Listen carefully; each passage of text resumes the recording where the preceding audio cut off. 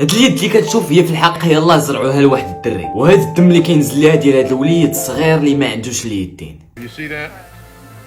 See it's white when I touch it and then it pinks up. فاش كنت صغير كنت مريض وقطعوا لي يدي. انا غندير اول عمليه ديال زراعه اليدين، الا نجحت هو هذاك، الا ما نجحتش هاني. المهم هو عندي ماما في جنبي. هذا الكلام الكبير قالوا هذا الوليد الصغير اللي القصه ديالو غادي تجيب لك التبوريشه. هذا الولد الصغير سميتو زاين اللي يلاه عنده 8 سنين، وتبارك الله عقله كبير. منين كانت عنده عامين تعرض لواحد المرض، هو فشل بعض الاعضاء وخلل الوظيفي في النظام العصبي. الاطباء حاروا معاه، وكان الحل الوحيد ديالو هو يقطعوا ليه يديه ورجليه باش يبقى عايش.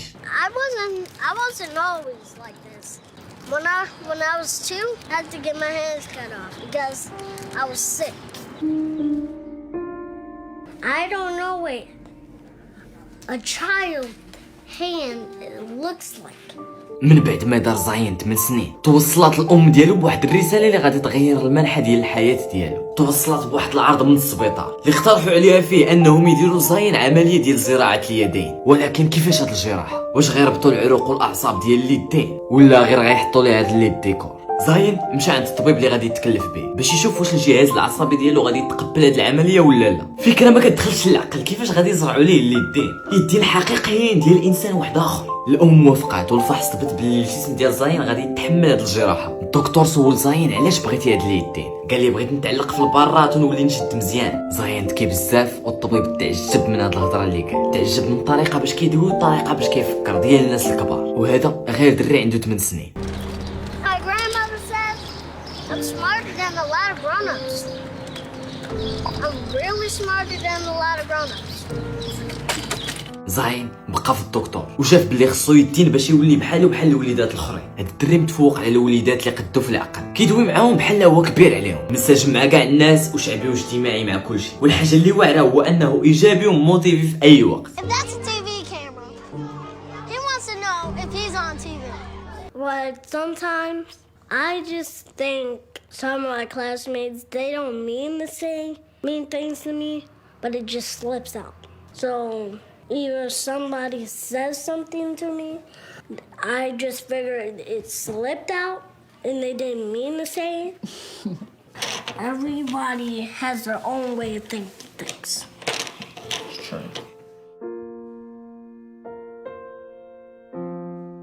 كما سمعتوا هاد الولد قال بلي واخا صحابو ما كيبغيوش يبينوا ليه، ولكن المقصود باين، والنقص اللي عنده في يديه ورجليه كيخلي صحابو يقولوا ليه شي هضره اللي ما كتعجبوش. ولكن زاين تبارك الله عليه، العقل اللي عنده خلاه يوصل لفكره انه كل واحد عنده طريقه باش كيفكر. زاين مكبر عقله، ولا سمع شي واحد تنمر عليه كيحاول يتغلب على الموضوع وما كيشدش في قلبه. من بعد 3 شهور من الموافقه على هاد العمليه، واحد العائله تبرعوا باليدين ديال ولدهم اللي يلاه توفى، وهذا الشيء في سبيل الله بدون مقابل. هنا عيط الطبيب على ماما زاين وداروا الوقت فاش غادي يبداو العمليه. واخيرا جا الوقت لهاد العمليه الصعيبه. اكثر من 12 جراح وممرضين، هاد الجروب كبير حيت غادي يخدموا الليل كامل، وهاد الجراحه غادي تاخذ واحد الوقت كبير. طاقم موجدوا لكلشي وبالتفصيل، حيت التحضير هو المهم في اي جراحه، وخصوصا العمليات المعقده بحال هادو. زاين بن جو داروا ليه السيروم والاكسجين. الدكتور الجراح عطاهم خطاب قبل ما يبداو في العمليه، قال لهم كلكم شفتوا القصه ديال هاد الوليد وعرفتوا القيمه ديال هاد اليدين اللي غادي نزرعوا ليه. هاد العمليه دقيقه بزاف، وواخا تدربنا عليها بزاف وعرفنا الخطوات، ولكن ممكن نفشلوا وما تنجحش.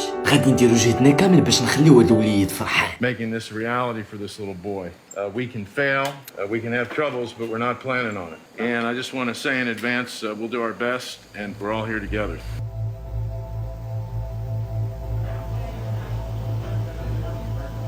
مع 5:30 ديال العشيه بدات العمليه. هنا كما كتشوفوا الجراحه بداو يتقسموا ل4 ديال الجروبات، وكل مجموعه خدامين في شي حاجه كما كتشوفوا في الصوره. هذه اليد ديال المتبرع اللي توفى. في الصراحه هاد اللقطه كتبوش. هنا كيلاقيو العصبه ديال اليد وحتى العروق، اوعيه الدمويه والاعصاب، الاوتار، اعضاء دقيقه بزاف، واي خطا بسيط غادي يسبب في المشاكل.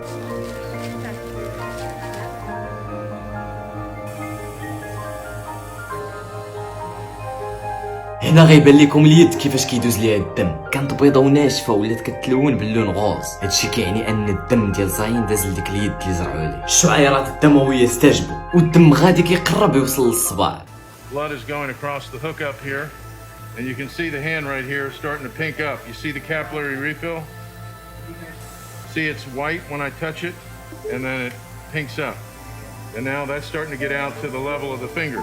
من بعد 6 ديال السوايع من العمليه وصلوا للمرحله الاخيره وهي فاش غادي يجمعوا الشرايين وغادي يخيطوا الجلد باش يسدوا الفتحه. من بعد ما سالاو الدكتور جمع الطاقم وشكرهم على هذا الشيء كامل، قال لهم بلي باقي ما سالاو، خصهم يتبعوا البروتوكول ويبقاو فايقين حيت ممكن تكون شي حاجه عاجله. خداو زاين للشومبر ديالو والدكتور قال للام ديال زاين بلي ولدك ولاو عنده 2 ديال اليدين. بكثره الفرحه الام عنقات الدكتور. دزت يومين على الجراحه وزاين عاد فاق من البنج.